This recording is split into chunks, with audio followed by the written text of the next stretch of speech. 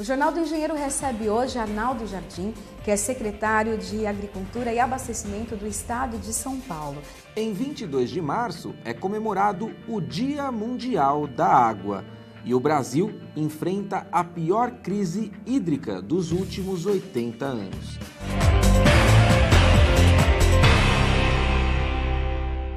CNTU é a nossa Confederação Nacional dos Trabalhadores de Formação Universitária Liberais.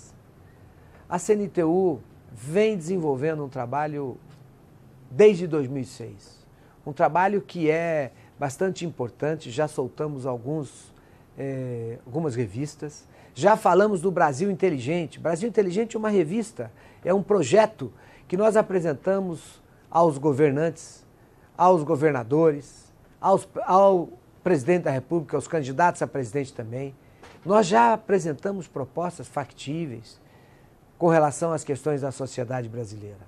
Fizemos seminários que discutem todas essas causas. Nós temos aí os economistas, nutricionistas, farmacêuticos, dentistas, médicos, engenheiros, federações estas que contribuem muito para o desenvolvimento e o crescimento do país, contribuem muito para pensar as questões do Brasil.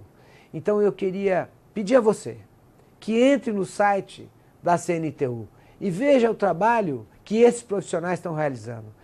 São quase 100 sindicatos, 2 milhões de trabalhadores, profissionais que dedicam o seu tempo em benefício das nossas categorias, em benefício da sociedade brasileira, que discutem alternativas de crescimento, que discutem a melhoria da oportunidade de trabalho, que discutem a saúde do trabalhador, que discutem a economia do país.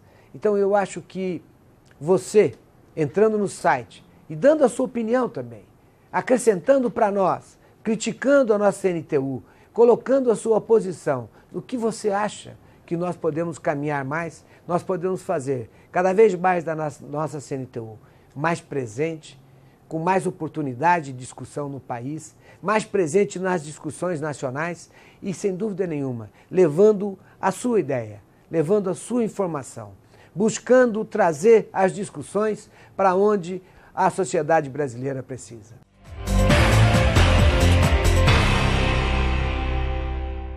O Jornal do Engenheiro recebe hoje Arnaldo Jardim, que é secretário de Agricultura e Abastecimento do Estado de São Paulo. Muito obrigado por vir aqui ao nosso estúdio. Estou muito feliz, Priscila, de poder estar aqui.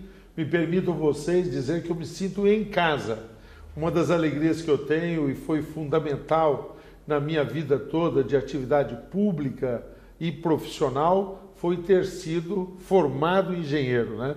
Então, eu que me formei na USP, na Escola Politécnica, entrei na Poli em 1973, concluí o curso de engenharia em 78, um período muito especial, período em que o movimento estudantil começava novamente a ter uma certa proeminência, período que nós tínhamos um grande debate na sociedade brasileira que começava a terminar um ciclo autoritário, que era o ciclo dos governos militares, que teve um desfecho depois, quando nós tivemos aí uma série de manifestações, a partir de 76, manifestações operárias no ABC. Nós, estudantes, reconstruímos o Diretório Central dos Estudantes da USP, eu fui da primeira diretoria reconstruída, reconstruímos a União Estadual dos Estudantes, eu fui também dessa primeira diretoria quando ela voltou a funcionar e desde então nessa lida da engenharia. Estou muito feliz de estar aqui,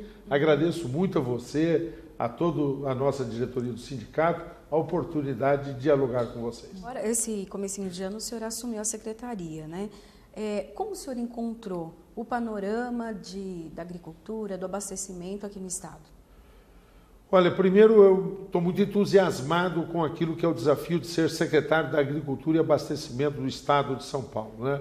O Estado de São Paulo sempre teve seu desenvolvimento muito ligado à agricultura, né? O Estado de São Paulo foi inovador nisso, né? No momento que o Brasil ainda tinha todos os princípios, infelizmente, da triste lembrança do trabalho escravo, foi aqui que em São Paulo se alterou as relações de produção na agricultura.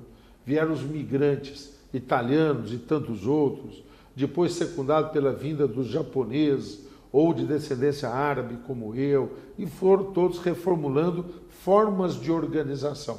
E São Paulo, com isso, abriu uma referência. Foi o desenvolvimento do café que trouxe um acúmulo de patrimônio, que foi esse recurso acumulado que permitiu que São Paulo iniciasse a industrialização. Isso também depois se espraiasse para o Brasil. Então, toda a pujança econômica do Estado de São Paulo, cada uma das etapas, teve na agricultura um fator indutor importante, muito significativo, né? Então, São Paulo tem a ver com a agricultura tem a ver com o desenvolvimento de São Paulo.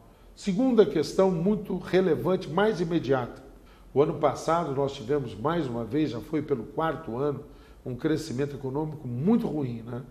Tivemos 0 praticamente de crescimento econômico, isso se repetiu nesses 4 anos. Só que quando você vai decompor esse crescimento, você vê que a indústria, ela cresceu -5, serviços -2. Então, o que assegurou o 0 foi a agricultura, que conseguiu ser positivo. Então, a agricultura tem historicamente um grande papel e, conjunturalmente, nesses anos, continua mantendo uma vitalidade. E este ano, inclusive, que nós estamos, 2015, tudo indica que o crescimento que se espera, muito pequeno, risco até de recessão, nós teremos mais uma vez na agricultura a garantia de que o desastre não seja ainda maior, que o déficit da balança comercial não seja maior.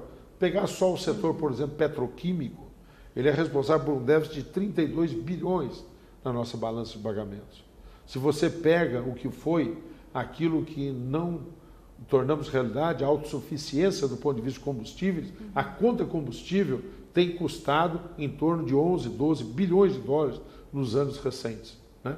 Então, vem da exploração do suco de laranja, vem da exploração do açúcar, do nosso café, vem da exploração de produtos agrícolas, a soja, vem a sustentação do nosso equilíbrio da balança comercial. Portanto, a agricultura tem um papel muito grande. Mas eu acho que eu tenho um grande desafio, sabe, Priscila? O grande desafio que eu imagino na área da agricultura é que, de uma forma ou outra, fruto de um debate que aconteceu, tá certo? Num determinado período da nossa história, quando veio a industrialização, e a própria agricultura, que aportou capitais para que essa industrialização viesse, depois, ao longo de alguns momentos, apareceu aos olhos da sociedade como um setor atrasado. A nossa agricultura hoje é altamente desenvolvida. E para aquilo que nós, engenheiros, amamos, que é tecnologia, objetividade, inovação, né? A nossa agricultura é exemplar. Acho que uma das missões que eu tenho é fazer e mostrar essa face dinâmica da agricultura, dar condições para que isso se amplifique e que este grau de conhecimento chegue a todo produtor, particularmente ao pequeno produtor, que muitas vezes, por uma questão de informação, de recursos, não tem acesso tão rápido a esses avanços do conhecimento, de equipamentos, de insumos, como o grande tem muitas vezes aí mais facilidade. Essa crise hídrica pode comprometer o abastecimento, comprometer a agricultura aqui dentro do estado? Tudo indica, bater aqui na madeira em algum lugar, me ajudem aí, tá certo? Que nós talvez, tomara, estamos torcendo, rezando, fazendo de tudo, tá certo? Nós não tenhamos que fazer nenhum tipo de restrição, tá certo? Espero isso. A restrição já veio da natureza, choveu menos. As plantas estão com menor produtividade, tá certo? Isso significa menor produção e encarecimento. É do ciclo da vida, né? Agora, nós poderíamos ter que optar em termos de restringir a oferta de água e, por exemplo, proibir a irrigação. Estamos trabalhando para que não chegue a esse ponto. Sim. Tá certo? Então, nós estamos preparados, se houver a necessidade, porque a prioridade será o abastecimento humano. Mas, tomara, não cheguemos a esse ponto. Enquanto isso, há algumas questões estruturais que precisam ser feitas por conta de que isso não é, e aí volto ao raciocínio original, não é passageiro, isso determinará acredito eu, novas posturas, novos condicionantes, novas exigências na forma de produzir. Então, nós vamos fazer um grande esforço, os fabricantes estão participando junto conosco nisso, estão nos ajudando, nós vamos buscar melhorar a eficiência e eficácia dos equipamentos de irrigação. Segunda questão, vamos buscar, e já estamos agora fazendo, já há algumas experiências pilotos que estão sendo desenvolvidas, vamos fazer um programa de recuperação das nascentes. Estamos chamando de nascentes vivas. Isso é muito importante. Muitas nascentes foram assoreadas, foram comprometidas, então nós vamos fazer em articulação com os municípios um programa de recuperação das nascentes. Terceiro, vamos aproveitar, porque você acompanhou, todos sabem, tem um novo Código Florestal, uma tentativa de conciliar produção com preservação, de compor agricultura com cuidados ambientais. Então, na esteira disso, do novo código, há aqui em São Paulo o Programa de Regularização Ambiental, o PRA. E nós estamos acelerando agora o cadastro das entidades, o CAR, para poder fazer o PRA. Resultado prático disso, recomposição de matas ciliares e de reserva legal. Isso é importante também para garantir a qualidade da água e cuidar de evitar o assoreamento. E uma quarta iniciativa são novos cultivares. Nós estamos pedindo a todos os nossos institutos de pesquisa que priorizem a pesquisa de cultivares, de espécies, que sejam espécies que resistam mais à seca, aquilo que se chama formalmente o estresse hídrico. Ou seja, você tinha vários tipos de feijão. Vou citar um exemplo, tá certo? Feijão, dependendo, que são de alta produtividade. Nesse instante, talvez seja melhor, ao invés de ter um feijão que tenha alta produtividade, você tem um feijão que tenha menor produtividade, mas que consiga sobreviver num quadro de pouca oferta de água. Não adianta você ter o mais produtivo, mas com a ausência da água, ele não produz. Sim. Então, isso vale para uma série de outras espécies. Pesquisas, nós estamos buscando que se acelere com esse conceito. Não de buscar o que melhor produz, mas o que melhor produz em condição de escassez de oferta. Então, essas são as questões estruturais que nós estamos pensando em termos da agricultura para fazer frente a esses desafios. Nós temos conversado muito com o governador Alckmin, que tem pedido isso. Quer dizer, vamos pensar no imediato, cuidar, mas vamos pensar em novos procedimentos para que isso sinalize uma nova forma de produzir. Nos preparemos para esse momento de um risco de menor oferta de recursos hídricos. Todos nós sabemos que a agricultura não é só produzir.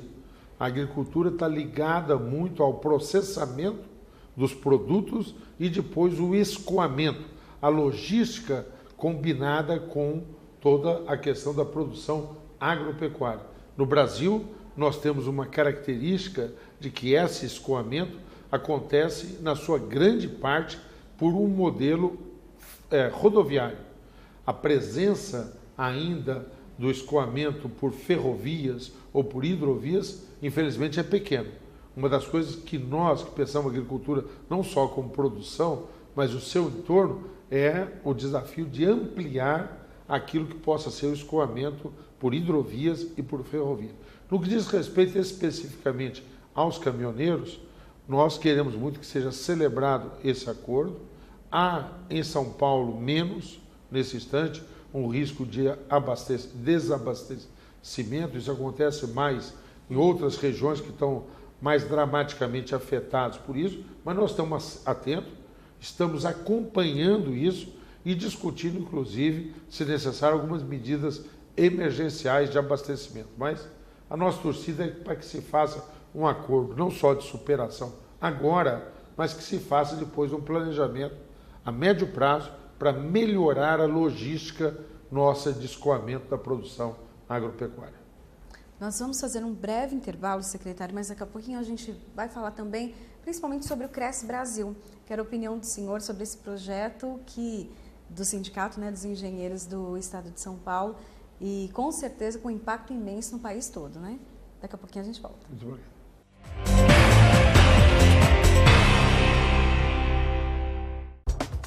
Os associados ao CESP contam com uma assessoria jurídica própria, sempre pronta a esclarecer todas as dúvidas. O atendimento é feito de segunda a sexta-feira, das 10 às 18. Entre em contato e saiba mais.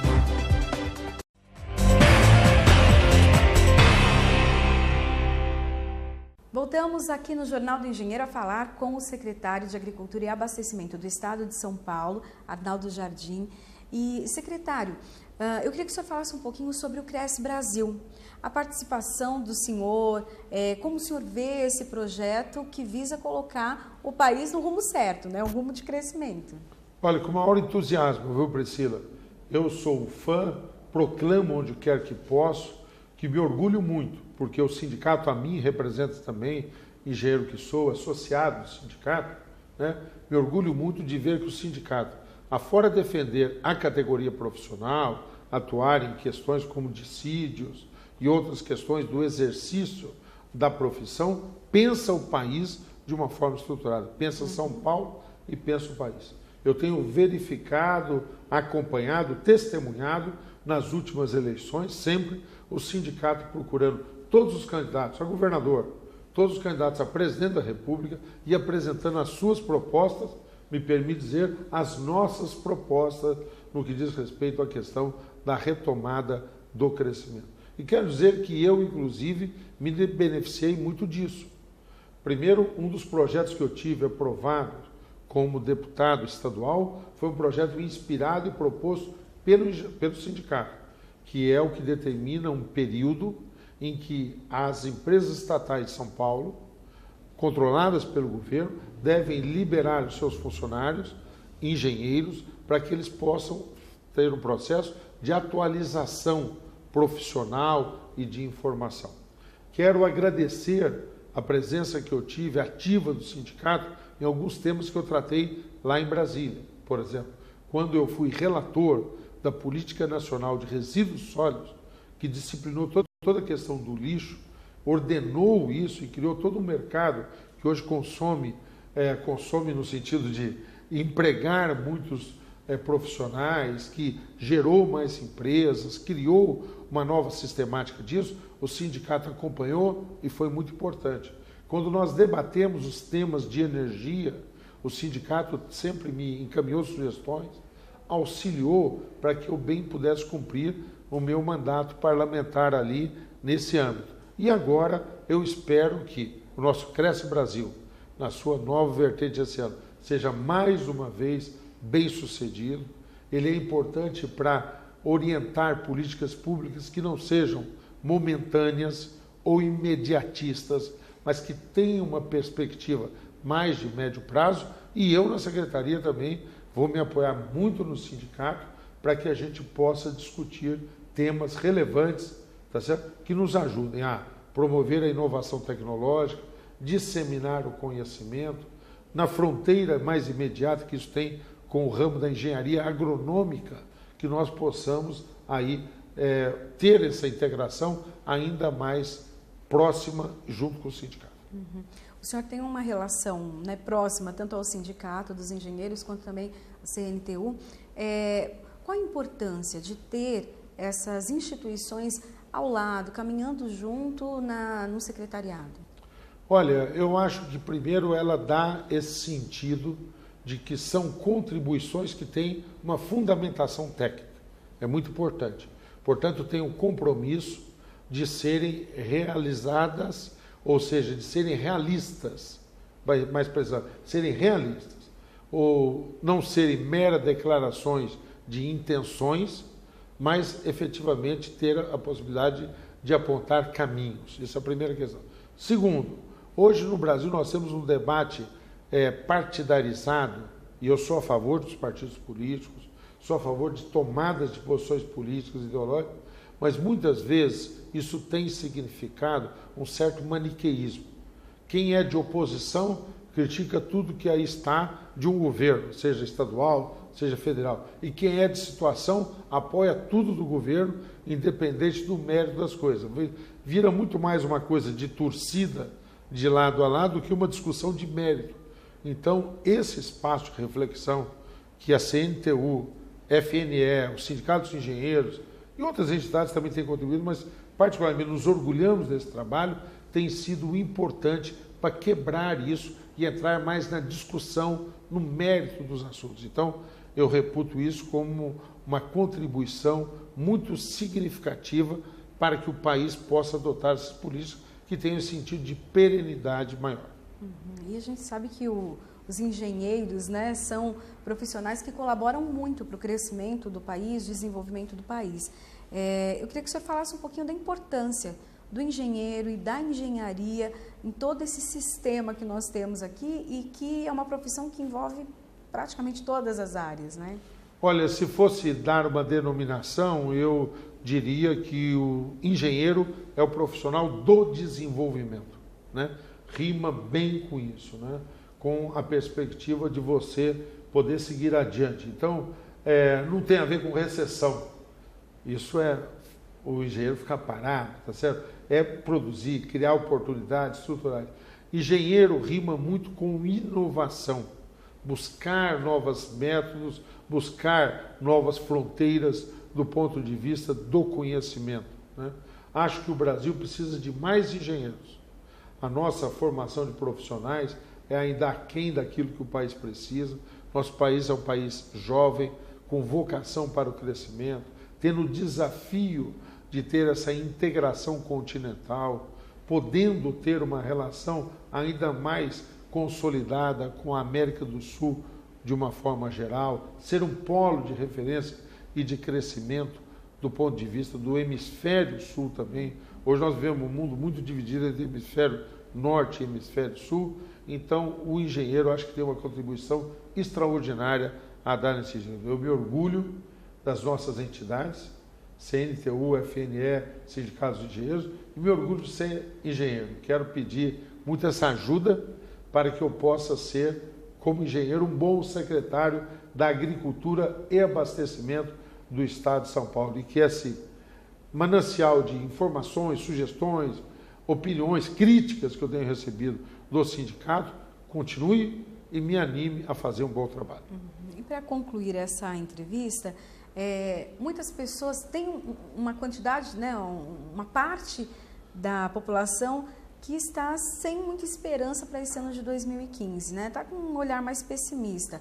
Outros já não, enxergam 2015 como um ano difícil, mas que nós vamos conseguir passar bem. Qual a opinião do senhor em relação a isso, principalmente voltado para a questão da agricultura, do abastecimento e o papel da engenharia, então, nesse processo para realmente não passarmos um ano tão difícil? Nós não teremos um ano fácil. Nós teremos um ano que, do ponto de vista da economia, tudo indica, será um ano de baixíssimo crescimento ou até de recessão. Nós teremos um ano em que nós temos um fator de perturbação política muito acentuado, quer seja pelas denúncias de corrupção que têm que ser rigorosamente apuradas, quer seja por uma situação de instabilidade que existe em torno do governo federal. Por incrível que pareça, as dificuldades que a presidente Dilma tem enfrentado não são oriundas da oposição, né? São oriundas muito mais das contradições internas do seu próprio governo, de disputa de partidos que estão na sua base de apoio. Então, não será um ano fácil. Eu acho que nós temos que encará-lo de um ponto de vista em que isso sirva de aprendizado, apresentar e discutir saídas estruturais para o nosso crescimento. Acho, por exemplo, que o receituário, que vi até nesse instante expresso pelo ministro Joaquim Levy, se ele teve o mérito de um pouco baixar a bola e errar e corrigir erros que estavam sendo cometidos, se ele tem o sentido de recuperar o equilíbrio fiscal, acho, porém, que não será suficiente. Se isso, na época do real, se mostrou um receituário que permitiria o Brasil avançar, hoje não é possível isso. E sair dessa situação não é com uma política de recessão. Nós precisamos ser capazes de apontar os caminhos do crescimento. Secretário, muito obrigado por essa conversa. Vocês que nos assistiram, muito obrigado por esse carinho. Vamos continuar juntos sempre, se Deus quiser. E essa entrevista e todo o Jornal do Engenheiro você pode acompanhar no nosso site na página www.cesp.org.br. Até mais!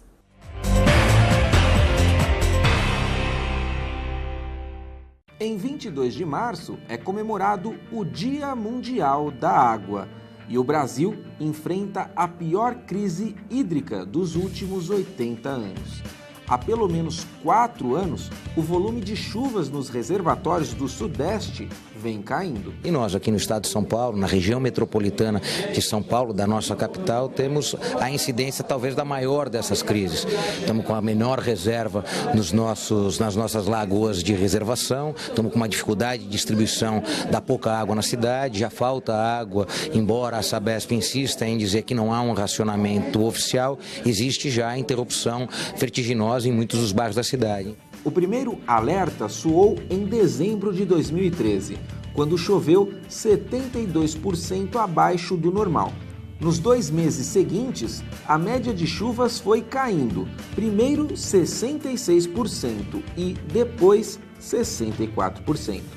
Em fevereiro de 2014, o nível do sistema Cantareira, que abastece 6.200.000 pessoas na região metropolitana de São Paulo, atingiu 14,6%, o mais baixo desde a sua criação em 1974.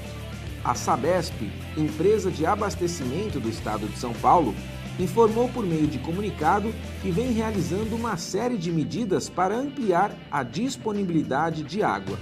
A empresa ainda afirma seguir rigorosamente as determinações dos órgãos reguladores. Uma destas medidas foi a autorização para usar 2 cotas do chamado volume morto do Cantareira, nome dado à água que fica abaixo do nível de captação.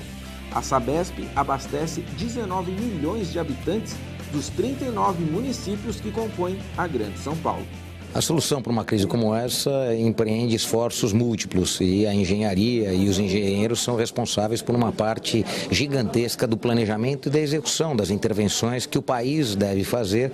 E nós aqui no estado de São Paulo, na região metropolitana de São Paulo, da nossa capital, temos a incidência talvez da maior dessas crises. A crise hídrica atinge também a economia, já que o Brasil depende de usinas hidrelétricas para produzir cerca de 3/4 da sua eletricidade.